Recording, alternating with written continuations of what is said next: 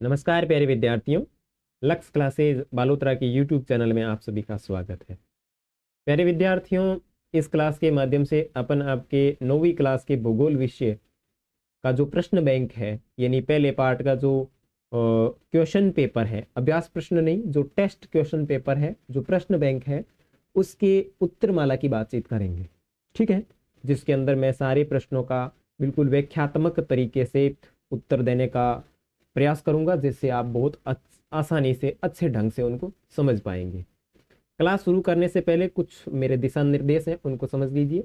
एक rough copy, pen, किताब और पेंसिल लेकर बैठें और सभी प्रश्न जिसकी पीडीएफ आपके पास पहुंच गई होगी, या फिर ये जितने ही चैप्टर कंप्लीट होंगे उसके बाद मैं अपलोड करूंगा, तो वो आप देख लेना और उसके अकॉर्डिंग जो आपको पेपर दिया हुआ है, उस पेपर के अकॉर्डिंग उत्तर आप किस तरीके से दिए हैं आपने, या फिर आप अभी देख कर दे रहे हैं तो किस तरीके से देने होंगे, उन सब की अपन इसके अंदर बातचीत करेंगे। तो चलिए शुरू करते हैं। आपके लिए मोटिवेशनल लाइन कि एक शिक्षक आपको अपना बेस्ट दे सकता है, लेकिन बेस्ट बनना आपके हाथ में है। एक टीचर जो होता है वो अपने ज्ञान के माध्यम से आपको उसके जीवन का बेस्ट दे सकता है, लेकिन उस ज्ञान को ग्रहण करके बेस्ट बनना सिर्फ और सिर्फ आपके हाथ में है। तो चलिए शुरू करते हैं। आपका पहला पाठ भूगोल के अंदर, जिसका नाम है भारत आकार और स्थिति, इसके जो प्रश्न बैंक है उसकी बातचीत करने वाले हैं। तो पहला प्रश्न है बहुविकल्पीय प्रश्नों में कि भारत के मध्य से गुजरने वाली कर्क रेखा का मान क्या है। जो भारत है इसके बीच से एक कर्क रेखा गुजरती है, ठीक है ना। कर्क रेखा कहाँ गुजरती है, तो देखो इसके अंदर मैं यहां से अगर आपको बताने का प्रयास करूं तो आप यहाँ देख पाओगे कि ये जो इस तरीके से ये जो रेखा गुजर रही है, ये भारत के बरोबर बीच से गुजर रही है और इसका नाम है कर्क रेखा। और अगर इसकी स्थिति की बात करें तो ये है 23 डिग्री 30 मिनट उत्तरी अक्षांश। कौन सा अक्षांश, उत्तरी अक्षांश, क्योंकि भारत जो है वो ग्लोब के उत्तरी अक्षांश में स्थित है, ना कि दक्षिणी अक्षांश। जैसे मैं अगर यहाँ पे थोड़ा सा समझाने का प्रयास करूं तो ये है ग्लोब। इस ग्लोब को दो भागों में बांटने वाली जो रेखा है वो है भूमध्य रेखा, ठीक है। अब इस भूमध्य की रेखा के ऊपर की तरफ जो होंगे वो उत्तरी अक्षांश, इसके जो दक्षिण की तरफ होंगे वो होंगे दक्षिणी अक्षांश। और भारत की स्थिति लगभग यहाँ पे है, तो इस जगह एक कर्क रेखा निकलती है और इस जगह नीचे निकलती है मकर रेखा। तो मकर रेखा तो दक्षिणी अक्षांश में चली गई और ये जो कर्क रेखा है ये आ गई उत्तरी अक्षांश में, और इसकी जो एग्जैक्ट स्थिति है वो 23 डिग्री 30 मिनट है। तो इसके अंदर आपका क्या राइट हो जाएगा, स राइट होएगा, 23 डिग्री 30 मिनट उत्तरी अक्षांश। बिल्कुल समझ में आ गया, कोई डाउट नहीं। आगे देखो, आगे प्रश्न है कि भारत किस महाद्वीप का हिस्सा है। दूसरा प्रश्न है कि भारत जो है वो किस महाद्वीप का हिस्सा है। तो चलिए इसको भी समझते हैं। देखो, इस पूरी जगत के अंदर, पूरे ग्लोब के अंदर ये महाद्वीप है। कौन सा महाद्वीप, सबसे पहले बात करें, 1 नंबर पे ऑस्ट्रेलिया, 2 नंबर पे एशिया, 3 नंबर पे यूरोप, 4 नंबर पे अफ्रीका, 5 नंबर पे उत्तरी अमेरिका, 6 नंबर पे दक्षिणी अमेरिका और 7 नंबर पे अंटार्कटिका। ये 7 महाद्वीप हैं। और इस मैप के माध्यम से आपको स्पष्ट हो रहा होगा कि ये जो स्थिति है यहाँ पे, ये हमारे भारत की है। ये जो स्थिति जो है यहाँ पे, ये हमारे भारत की स्थिति है। तो बताओ भारत कौन से महाद्वीप का हिस्सा हुआ, तो भारत एशिया महाद्वीप का हिस्सा हुआ। और टोटल महाद्वीप कितने हैं, 7 महाद्वीप हैं। तो समझ में आ गया। और भारत की बात करें तो भारत कौन से महाद्वीप का हिस्सा है, एशिया महाद्वीप का हिस्सा है। तो वापस पेपर में देखें, देखो भारत किस महाद्वीप का हिस्सा है, तो एशिया महाद्वीप का हिस्सा है। इसके अंदर आपका जो ऑप्शन राइट होगा वो ब राइट होगा।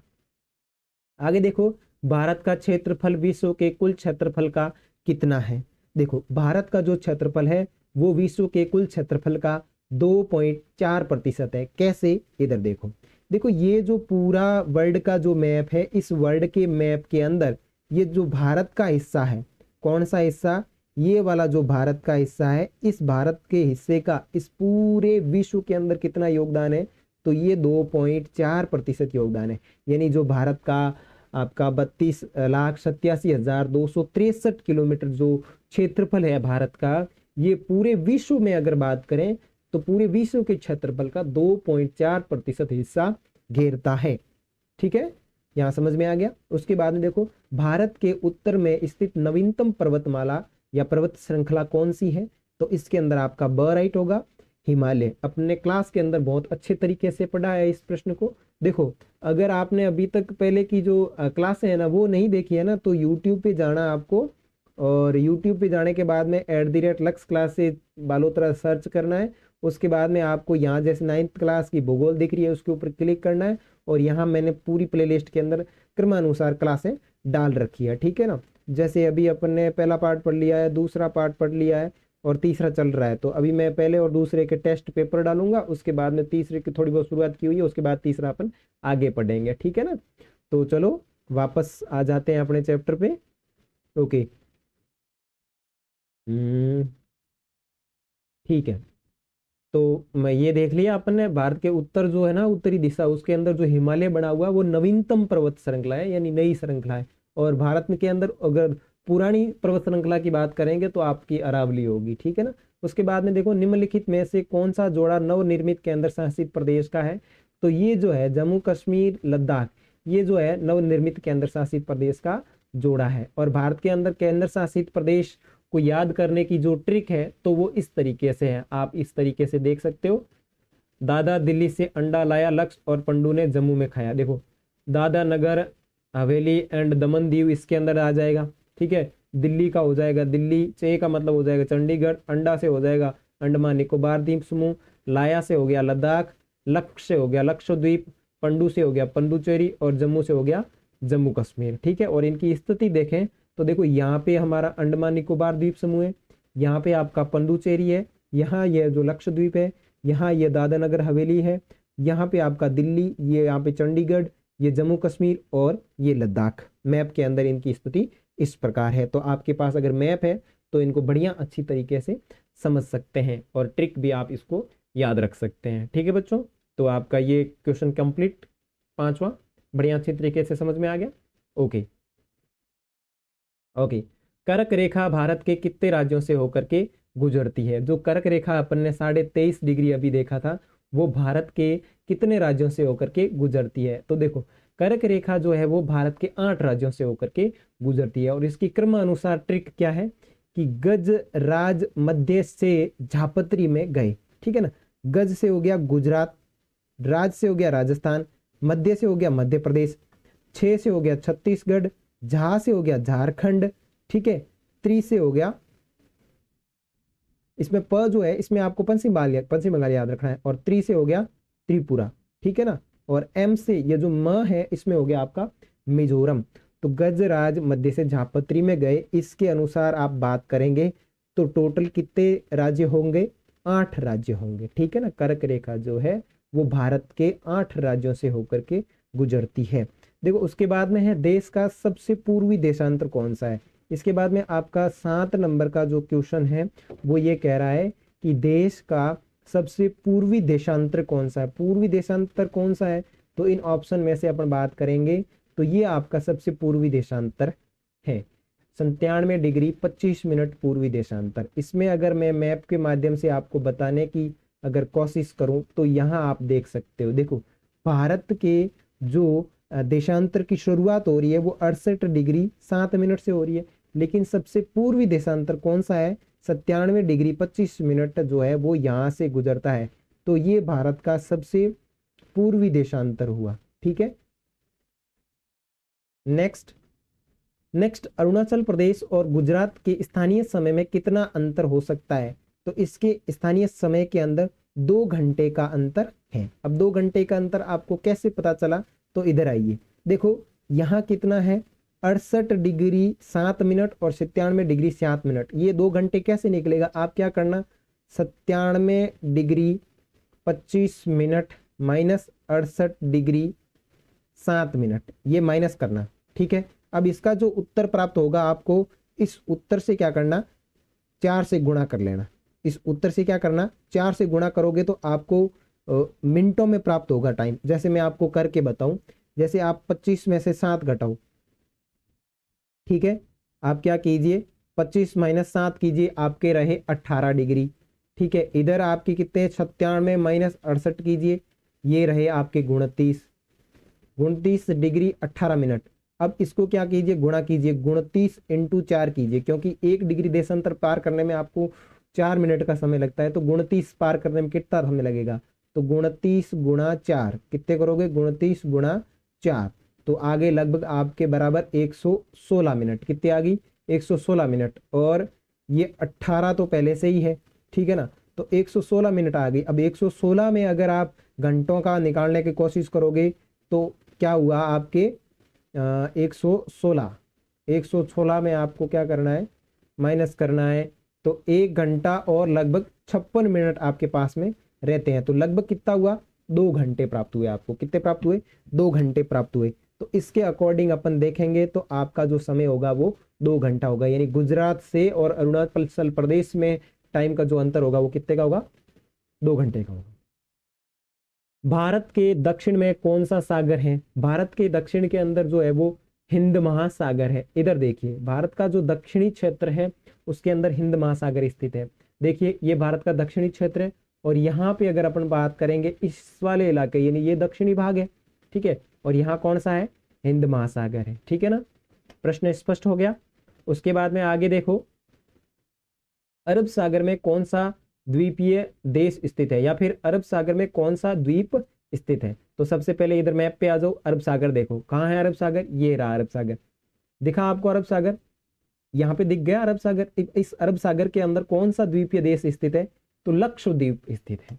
तो जो आपका 10वां प्रश्न है, इस प्रश्न का उत्तर क्या होगा, लक्षद्वीप। ये जो प्रश्न थे ये तो थे आपके अबसद वाले, ठीक है ना, कंप्लीट हो गया, कंप्लीट हो गया। उसके बाद में रिक्त स्थानों की पूर्ति कीजिए। आपका प्रश्न संख्या 2 जो है वो है रिक्त स्थानों की पूर्ति वाले। तो अबसद वाले सारे कंप्लीट हो गए बिना किसी डाउट के। अब बात करेंगे अबसद की, कि भारत की भूमि का क्षेत्रफल कितने वर्ग किलोमीटर है। तो भारत की भूमि का जो क्षेत्रफल है वो आपके कितना है, वो है आपका 32,87,263 वर्ग किलोमीटर। कितना है, 32,87,263 वर्ग किलोमीटर, ठीक है। इसके लिए मैं आपकी एक अलग पीडीएफ ओपन कर लेता हूं। 32,87,263 वर्ग किलोमीटर जो है वो भारत का कुल क्षेत्रफल है, ठीक है। 32,87,263, ओके, पीडीएफ ओपन कर लेता हूं मैं।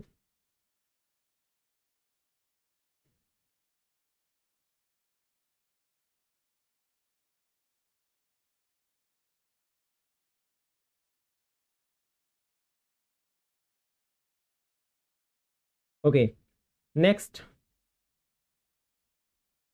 हाँ, उसके बाद में आपका प्रश्न यह है कि भारतीय संघ का सबसे दक्षिणी बिंदु कौन सा है जो जलमग्न हो गया था। तो इसमें अगर आप देखेंगे तो दक्षिणी बिंदु अपना कौन सा है जो जलमग्न हो गया था, तो वो है इंदिरा पॉइंट। कौन सा है, इंदिरा पॉइंट। वापस इस मैप के अंदर आ जाओ, ये जो अपना इंदिरा पॉइंट है वो लगभग बिल्कुल यहाँ स्थिति है, ये जो दिख रहा है यहाँ पे आपका इंदिरा पॉइंट है, और इसकी जो स्थिति थी वो 2004 में गायब हो गई।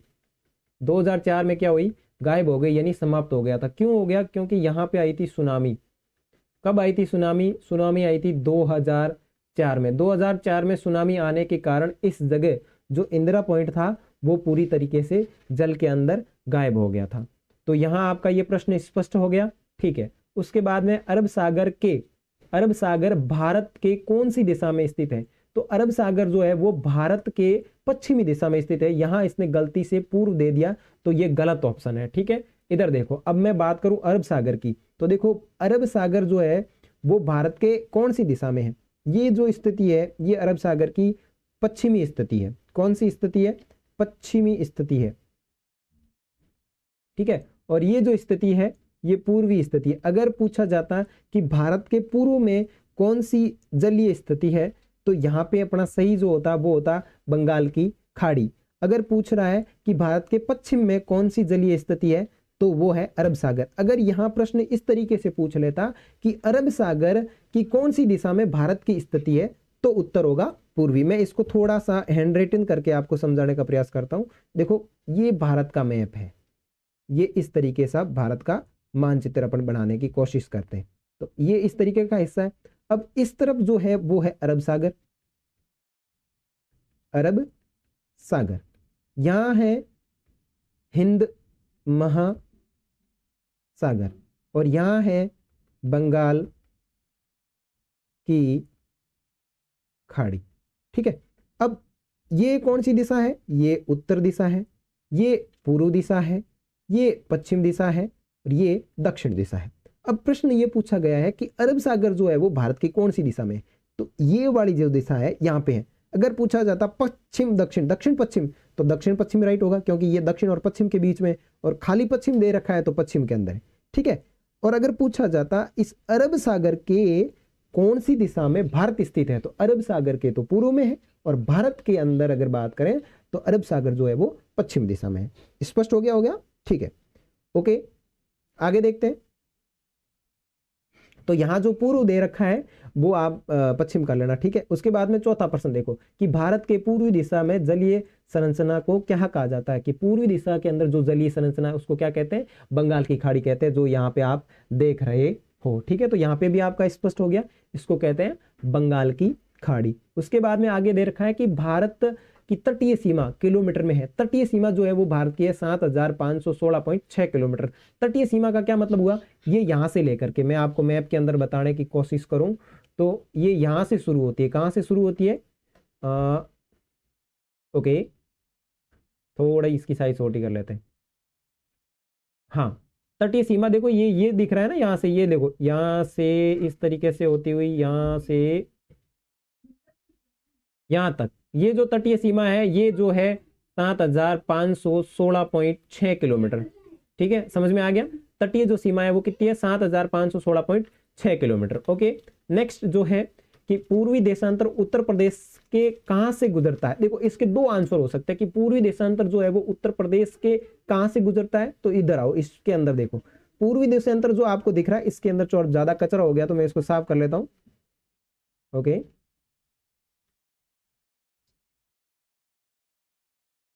देखो ये जो है वो पूर्वी देशांतर है, ये जो लाइन दिख रही है आपको, मैं थोड़ी सी साइज छोटी कर लेता हूं इसकी, ये जो आपको लाइन दिख रही है ये वाली, इसको बोलते हैं पूर्वी देशांतर भारतीय रेखा। ठीक है ना, ये जो है इसकी स्थिति है 82.5 डिग्री। इसकी जो स्थिति है वो कितनी है, 82.5 डिग्री पूर्वी देशांतर, और ये गुजर रही है यूपी के मिर्जापुर से। मिर्जापुर या फिर नैनी भी कह सकते हो। तो इसके अंदर आप 82.5 डिग्री पूर्वी देशांतर भी लिख सकते हो, मिर्जापुर भी लिख सकते हो और नैनी भी लिख सकते हो। तो इसमें आपको ये अगर तीनों उत्तर लिख रहे हो आप, वो आपके राइट होंगे। ठीक है ना, प्रश्न वापस देखो छठा, कि पूर्वी देशांतर उत्तर प्रदेश से बात करें तो उत्तर प्रदेश के 82.5 डिग्री से भी गुजरती है, मिर्जापुर से भी गुजरती है और नैनी से भी गुजरती है। ठीक है, भारत का अक्षांशीय तथा देशांतरीय विस्तार लगभग कितना है, तो भारत का अक्षांशीय और देशांतरीय विस्तार जो है वो लगभग 30 डिग्री है। 30 डिग्री का मतलब यह है कि अक्षांशीय और देशांतरीय जो विस्तार है इन दोनों को अगर आप घटाओगे, माइनस करोगे, तो लगभग आपको जो उत्तर प्राप्त होगा वो 30 डिग्री प्राप्त होगा। उसके बाद में विश्व के महाद्वीपों की संख्या तो मैं पहले ही बता चुका, आपके साथ है। और इन विश्व के महाद्वीपों के अंदर बात करें सबसे बड़ा महाद्वीप तो आपका एशिया है, और पृथ्वी पर बात करें महासागरों की तो ये आपके कुल 5 महासागर है। वापस मैं इसमें अगर आपको बताने की कोशिश करूं तो ये इस तरीके से आपके मैप है, और इस मैप के अंदर देखोगे तो सबसे बड़ा जो मैप दिख रहा है वो किसका है, एशिया का दिख रहा है। देखो ये ऑस्ट्रेलिया छोटा है, यूरोप छोटा है, और अमेरिका छोटा है, साउथ अमेरिका भी छोटा है, और नॉर्थ अमेरिका भी छोटा है, और अंटार्कटिका भी छोटा है, लेकिन एशिया जो बड़ा है। तो सबसे बड़ा महाद्वीप कौन सा हो गया, एशिया महाद्वीप हो गया। ठीक है, और उसके बाद में अगर आप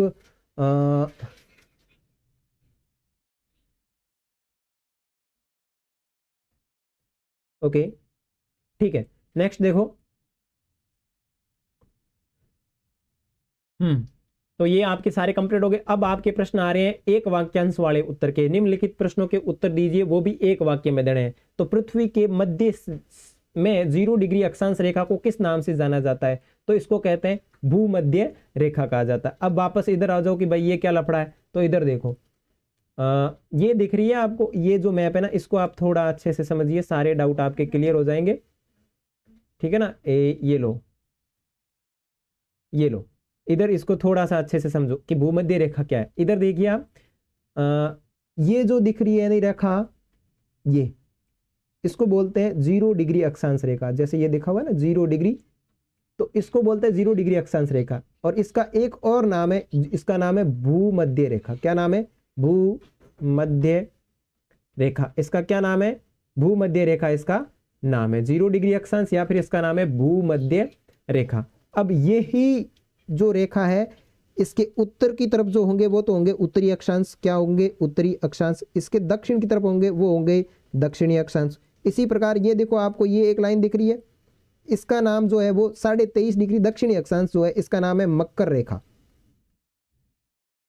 और यही कि यही 23.5 डिग्री उत्तर में है इसका नाम है कर्क रेखा।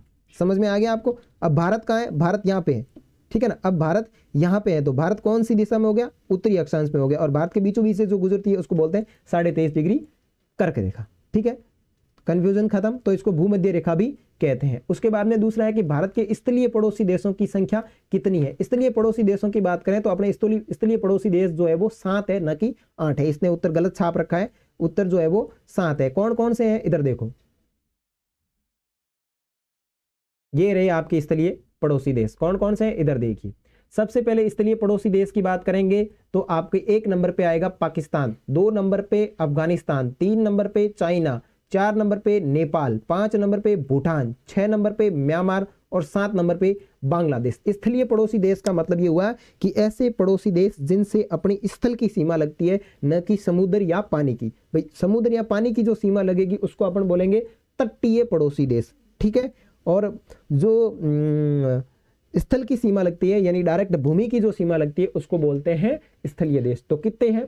7 पड़ोसी देश हैं। आपको समझ में आ गए? पाकिस्तान, अफगानिस्तान, चाइना, नेपाल, भूटान और म्यांमार और बांग्लादेश, ठीक है। ओके, नेक्स्ट आगे देखते हैं। ठीक है, अंडमान निकोबार द्वीप समूह कहाँ स्थित है? तो अंडमान निकोबार द्वीप जो समूह है वो आपकी बंगाल की खाड़ी वाला जो क्षेत्र है उसके अंदर स्थित है। बंगाल की खाड़ी वाला क्षेत्र आपको दिख रहा है, ये वाला, ये बंगाल की खाड़ी है पूरी की पूरी, और यहाँ पे जो है वो अपना अंडमान निकोबार द्वीप समूह स्थित है, ठीक है। उसके बाद में नेक्स्ट देखो, स्वेज नहर के बनने से यूरोप और भारत के मध्य कितने किलोमीटर की दूरी कम हो गई? तो इससे 7000 किलोमीटर की दूरी कम हो गई। इसको थोड़ा आप समझ लीजिए क्योंकि ये आपके इंपोर्टेंट है। देखो स्वेज नहर वाला जो मैटर है इसको थोड़ा सा मैं आपको समझा जाने का प्रयास करूं तो इस तरीके से है। ये जो है ये स्वेज नहर है। देखो पहले क्या होता था, भारत में व्यापार करने के लिए यहां से लोग डायरेक्ट इधर से इधर आते थे तो इनको बहुत ज्यादा टाइम लगता था, और स्वेज नहर का जैसे निर्माण हुआ तो ये डायरेक्ट यहां से इस तरीके से आ सकते हैं, तो इनका 7000 किलोमीटर का जो रास्ता था वो बच गया। तो देखिए ये इस तरीके से यहां निकाली गई है, ये स्वेज नहर है, ठीक है ना। ये लाल सागर और भूमध्य सागर को आपस में जोड़ती है, ठीक है ना। नेक्स्ट आगे आ गया, ये आ गया कि स्वेज नहर किन 2 महासागरों को जोड़ती है? तो स्वेज नहर जो है वो लाल सागर और भूमध्य सागर को जोड़ती है। उसके बाद में देख रखा है कि भारत के उत्तर पश्चिम में स्थित पड़ोसी देशों के नाम लिखिए, कि भारत के उत्तर और पश्चिम में स्थित जो पड़ोसी देश है उसके नाम लिखिए। तो भारत का उत्तर और पड़ोसी देशों के अगर नाम की कोशिश करूं मैं आपको बताने की, तो ये रहा मैप। इसमें देखो उत्तर में कौन सा देश है, ये रहा यहाँ पे अफगानिस्तान, और यहाँ पे रहा पाकिस्तान, ये तो वहां उत्तर। और यहां अगर बात करूं तो आपका आ जाएगा चीन, और यहां अगर बात करें तो आ जाएगा नेपाल। तो ये भारत के जो है वो उत्तरी देश है। कौन सा आ गया? नेपाल, चीन, अफगानिस्तान और पाकिस्तान। ये जो है वो भारत के उत्तर और पश्चिम की बात करिए तो ये दोनों आएंगे। उत्तर और पश्चिम की बात करिए तो कौन कौन से आएंगे? उत्तर में तो कौन आ गया? नेपाल, चीन। अब उत्तर की बात करें तो 1 नंबर पे चीन, 2 नंबर पे अफगानिस्तान और 3 नंबर पे पाकिस्तान, ठीक है। ये बात ध्यान रखें, इस ऑप्शन के अंदर जो दे रखी है वो चीजें थोड़ी सी गलत है। आगे बात करें 7 नंबर का क्वेश्चन, कि भारत के द्वीपीय स्थिति वाले देशों के नाम लिखिए। भारत की द्वीपीय स्थिति वाले जो देश है वो अंडमान निकोबार द्वीप समूह और लक्षद्वीप समूह है। द्वीपीय देश कौन कौन से हैं? अंडमान निकोबार द्वीप समूह और लक्षद्वीप समूह। देखो यहाँ पे जो है वो है लक्षद्वीप, और यहाँ पे जो है वो है अंडमान, ठीक है ना। ये जो दोनों जो है वो आपके द्वीपीय राष्ट्र है, ठीक है। इसके बाद में आगे बात करें, 7वां हो गया, 6वां देखो, 7वां हो गया, 8वां देखो कि पूर्व में स्थित भारत के पड़ोसी देशों के नाम लिखिए। पूर्व में कौन कौन से पड़ोसी देश हैं? तो पूर्व के अंदर आपका हो गया म्यांमार। अब वापस आ जाओ मैप के अंदर, पूर्व के अंदर आपका कौन सा देश है? देखो ये है म्यांमार। एग्जैक्ट पूर्व के अंदर बात करेंगे तो आपका पूर्व के अंदर एक म्यांमार ही है। उसके बाद में अगर थोड़ी बहुत अगर अपन पूरी बात और ले ले तो अपने आ सकता है बांग्लादेश, बांग्लादेश लिख सकते हो। और उसके बाद में बात करें तो आप लिख सकते हो भूटान, ठीक है ना। तो स्पष्टली अगर पूर्व क्षेत्र की बात करें तो म्यांमार होगा, उसके बाद में बांग्लादेश और उसके बाद में भूटान, और थोड़ा बहुत आप सिक्किम को भी लिख सकते हो अगर राजस्थान के अंदर बैठ करके पूर्व की एग्जैक्ट स्थिति देखें तो। और अगर स्पेशली अगर पूर्व की बात करें तो ओनली फॉर म्यांमार होगा, ठीक है। उसके बाद में बात करें नेक्स्ट क्वेश्चन की, 9 नंबर का क्वेश्चन की भारत की सबसे लंबी तटरेखा वाला राज्य कौन सा है, तो गुजरात है। तटरेखा का मतलब ये है कि समुद्र से सबसे लंबी तटरेखा किसकी लगती है, आपको दिख रहा होगा कि आंध्र प्रदेश की लग रही होगी, लेकिन ऐसा नहीं है। तटरेखा सबसे ज्यादा गुजरात की लग रही है। देखो यहां से ये इतनी, फिर ऐसे फिर ऐसे फिर ऐसे ऐसे ऐसे करके ये इतनी जो है, ये जो है सबसे ज्यादा जो किसकी लग रही है, गुजरात की लग रही है। किसकी लग रही है, गुजरात की लग रही है। ओके, नेक्स्ट, भारत के केंद्र शासित प्रदेशों की संख्या कितनी है, तो भारत के जो केंद्र शासित प्रदेश है उनकी संख्या वर्तमान समय में 8 है, पहले 9 थी, ठीक है ना। तो ध्यान रखना, यहाँ जो आपका 10वां प्रश्न है इसका आंसर जो होगा वो कितना होगा, वो होगा आपके प्रश्न संख्या 10 का क्वेश्चन जो है उसका आंसर होगा 8। और भारत के केंद्र शासित प्रदेश कितने हैं, तो इनको याद करने की जो ट्रिक है वो मैं आपको पहले ही बता चुका कि दादा दिल्ली से अंडा लाया, लक्ष्य और पंडू ने जम्मू में खाया, और टोटल जो है वो 8 है। तो ये हो गए आपके प्रश्न संख्या जो एक लाइनर वाले हैं उनके 10 कंप्लीट हो गए। उसके बाद में है निम्नलिखित प्रश्नों में सत्य तथा असत्य में उत्तर दीजिए। तो सत्य तथा असत्य में देख लीजिए, भूमध्य रेखा को विषुवत वर्त या भूमध्य रेखा के नाम से भी जाना जाता है, यस। तो पहला जो है वो आपका बिल्कुल सत्य है। उसके बाद में दूसरा देखो, भारत दुनिया का क्षेत्रफल की दृष्टि से 7वां बड़ा देश है, यस। भारत जो है दुनिया का सबसे 7वां बड़ा देश है, और इसके लिए मैंने आपको ट्रिक भी करवाई थी, रकू सी बाई। मैंने इसके अंदर डाली है या नहीं डाली पता नहीं मुझे, दादा दिल्ली से अंडा लाया, ओके, नहीं मैंने इसके अंदर नहीं डाली है, रकू सी बाई वाला मैंने इसके अंदर नहीं डाला है, तो आप क्लास के अंदर देख लेना, मैंने इसको समझा रखा। उसके बाद में तीसरा देखो, भारत के दक्षिण में हिंद महासागर स्थित है, यस।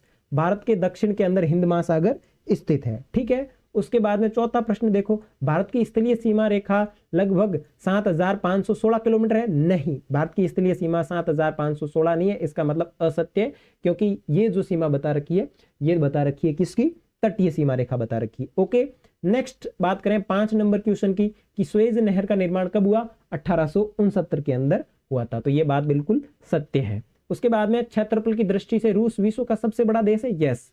क्षेत्रफल की दृष्टि से रूस दुनिया का सबसे बड़ा देश है। आगे है लक्षद्वीप समूह अरब सागर में स्थित है, यस, ये बिल्कुल अरब सागर में स्थित है, इसका मतलब ये सत्य है। भारत और श्रीलंका के धरातल को पृथक करने वाली संधि को पाक जल संधि या मन्नार की खाड़ी कहते हैं, बिल्कुल सत्य बात है, जो कि मैंने आपको क्लास में बता रखी है कि पाक जल संधि जो है वो श्रीलंका तथा भारत के बीच में है। भारत के उत्तर में स्थित पड़ोसी देश चीन, नेपाल और भूटान है। भारत के उत्तर में स्थित देश की बात करें तो बिल्कुल एग्जैक्ट में उत्तर जो देश जो है वो आपका है चाइना और नेपाल, ठीक है। उसके बाद में बात करें तो यह सत्य हो गया। उसके बाद में 9 नंबर की बात करें तो हो गया। 10 नंबर की बात करें कि ब्रह्मपुत्र गंगा के जलोढ़ से निर्मित न्यू मुर्रे द्वीप बंगाल की खाड़ी में स्थित है, यस, बिल्कुल बंगाल की खाड़ी के अंदर स्थित है, ठीक है। उसके बाद में बात करें पाकिस्तान का जो मिलान हो जाएगा वो हो जाएगा आपके 10 से कि पाकिस्तान का जो मिलान है वो किससे होगा कि भारत के पश्चिम का पड़ोसी देश है, ठीक है। उसके बाद में बात करें भारत जो है उसका क्षेत्रफल विश्व के अंदर 2.4, इसके अंदर हो जाएगा अ। और राजस्थान की बात करें तो राजस्थान भारत का सबसे क्षेत्रफल की दृष्टि से बड़ा राज्य है। पंजाब की बात करें तो पंजाब और हरियाणा की राजधानी जो ऑप्शन में दे रखी है वो चंडीगढ़ है। और लास्ट जो कर्क रेखा रहा है वो जलवायु विभाजन में चला जाएगा, ठीक है। उसके बाद में आपके अति लघुतरात्मक प्रश्न आए हैं जो आपके 1 या 2 लाइन के अंदर इनके उत्तर देने थे। तो देखो सबसे पहला प्रश्न है कि भारत का अक्षांशीय तथा देशांतरीय विस्तार लिखिए। तो देखो भारत का अक्षांशीय विस्तार है 8 डिग्री 4 मिनट से 37 डिग्री 6 मिनट। और देशांतरीय विस्तार की बात करें 68 डिग्री 7 मिनट पूर्वी देशांतर से 97 डिग्री 25 मिनट पूर्वी देशांतर। मैप में देख लो, ये रहा, ये यहाँ पे 68 से 97 डिग्री 25 मिनट और यहाँ पे ये 8 डिग्री 4 मिनट से लेकर के 97 डिग्री 6 मिनट तक, ठीक है, समझ में आ गया। ओके, आगे देखो भारत के केंद्र शासित प्रदेशों के नाम लिखिए। तो वर्तमान के अंदर भारत के 8 केंद्र शासित प्रदेश है जो कि मैं आपको ट्रिक के अंदर बता चुका, इसमें थोड़ा बहुत यहाँ पे गलत दे रखा है, ठीक है। तो मैं एडिट करके इसको अपलोड करूंगा, ठीक है ना, चैनल वो टेलीग्राम के ऊपर, ठीक है। आगे देखो भारत के पड़ोसी देशों के नाम लिखिए। तो भारत के ये पड़ोसी देश है, ठीक है, अफगानिस्तान, बांग्लादेश, भूटान, चीन, म्यांमार, नेपाल, पाकिस्तान, श्रीलंका और मालदीव, ठीक है। आगे देखो क्षेत्रफल की दृष्टि से 7 बड़े देशों के नाम लिखिए। तो क्षेत्रफल की दृष्टि से 7 सबसे बड़े देश जो है वो है रकू सी बाई, ठीक है ना। रक्कू सी भाई, रूस, कनाडा, उसके बाद में अमेरिका, उसके बाद में चीन, उसके बाद में ब्राजील, ठीक है ना, ये देखो ब्राजील, अमेरिका, कनाडा, ये यहाँ पे रूस, उसके बाद में चाइना, चाइना के बाद में आपका आ गया ऑस्ट्रेलिया, और 7वें नंबर पे बात करें तो भारत। ठीक है, ये इस तरीके से इसका उत्तर लिखना था। उसके बाद में कर्क रेखा भारत के कौन से राज्यों से होकर गुजरती है, तो गजराज मध्य से धापत्री में गए, वो आप ट्रिक लगा के इसके अंदर वो सारे के सारे राज्य लिखना ना।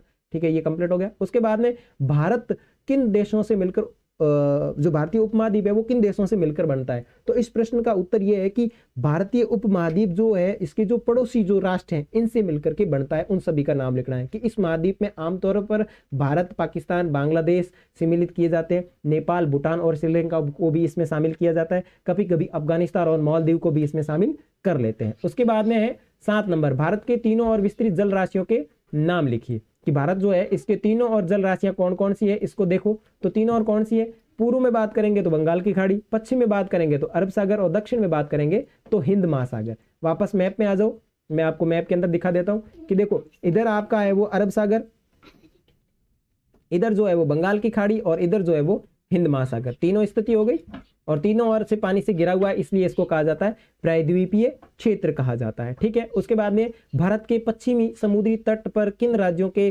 कौन से राज्य स्थित है उनके नाम लिखने हैं। कि पश्चिम का जो समुद्री तट है तो पश्चिम में कौन है, महाराष्ट्र, गोवा, कर्नाटक, भारत के पश्चिम के अंदर स्थित जो है वो आपके समुद्री तट है। ठीक है ना, ये वाला तट, ये देखो ये आ गया आपका केरल, ये आपके आ गया गोवा, ये आपके आ गया कर्नाटक, ठीक है, और ये आपके आ गया महाराष्ट्र। ठीक है, महाराष्ट्र हो गया। ठीक है, तो ये भारत के जो है पश्चिमी तट पर स्थित है वो पड़ोसी क्या कहेंगे अपन उनको, पश्चिमी तट पर स्थित पड़ोसी राष्ट्र। ठीक है, उसके बाद में आगे देखो, भारत को विश्व में किन किन नामों से जाना जाता है। देखो भारत जो है उसको विश्व के अंदर हिंदुस्तान, इंडिया, आर्यव्रत, इन आदि नामों से जाना जाता है। आगे है भारत के पूर्वी तट पर स्थित राज्यों के नाम लिखिए। जो पूर्वी तट है उसके ऊपर कौन सा है, तमिलनाडु, आंध्र प्रदेश, उड़ीसा और पश्चिम बंगाल। इधर देखो ये पूर्वी तट है, तो यहाँ पे देखो आपका ये तो है उड़ीसा, यहाँ पे अगर बात करेंगे तो ये है आपका आंध्र प्रदेश, उड़ीसा, उड़ीसा के बाद में आंध्र प्रदेश, ये आपका तमिलनाडु। तो ये जो क्षेत्र है ये यहाँ पे आपके स्थित है। ये देखो पश्चिम बंगाल, उड़ीसा, आंध्र प्रदेश और तमिलनाडु, ये क्षेत्र है तमिलनाडु, ये आपका हो गया आंध्र प्रदेश, और ये आपका हो गया उड़ीसा, और ये आपका हो गया बंगाल। ठीक है ना। नेक्स्ट,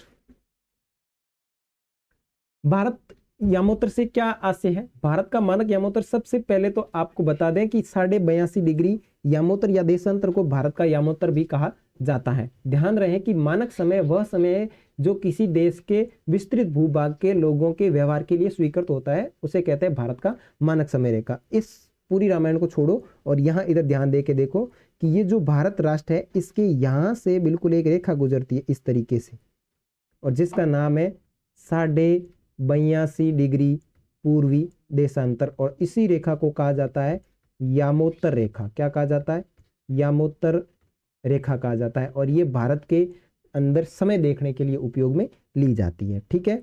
नेक्स्ट आपके लघु उत्तरीय प्रश्न है, रेशम मार्ग को संक्षिप्त में लिखिए। कि भाई रेशम मार्ग जो है वो प्राचीन काल और मध्य काल में ऐतिहासिक, व्यवहारिक और सांस्कृतिक मार्गों का एक ऐसा समूह था जिनके माध्यम से एशिया, यूरोप और अफ्रीका से जुड़े हुए थे। ठीक है ना। इन सब में जाना माना हिस्सा उत्तरी रेशम मार्ग है जो चीन से होकर मध्य एशिया और यूरोप में जाता था, जिससे निकलती एक शाखा भारत से होकर जाती थी। देखो प्राचीन समय में यह होता था कि जो रेशम मार्ग है वो रेशम मार्ग भारत से होते हुए चाइना, चाइना से होते हुए एशिया महाद्वीप, एशिया महाद्वीप से होते हुए यूरोप महाद्वीप के अंदर जाता था, और इससे क्या होता था, जो रेशम के कपड़े बनते थे उनका व्यापार किया जाता था। इसी के कारण इसको कहा जाता था रेशम मार्ग। आगे है, कन्याकुमारी और कश्मीर में दिन रात की अवधि में अंतर क्यों होता है। तो दो कारण है कि कन्याकुमारी भूमध्य रेखा के सबसे नजदीक है। ठीक है, क्योंकि दक्षिण में है तो भूमध्य रेखा अपने सबसे नजदीक पड़ेगी इसलिए, और इसके ऊपर सूर्य चमकता रहता है, तो यहाँ पे क्या है कि दिन में और रात में लगभग जो अंतराल रहता है वो बराबर रहता है।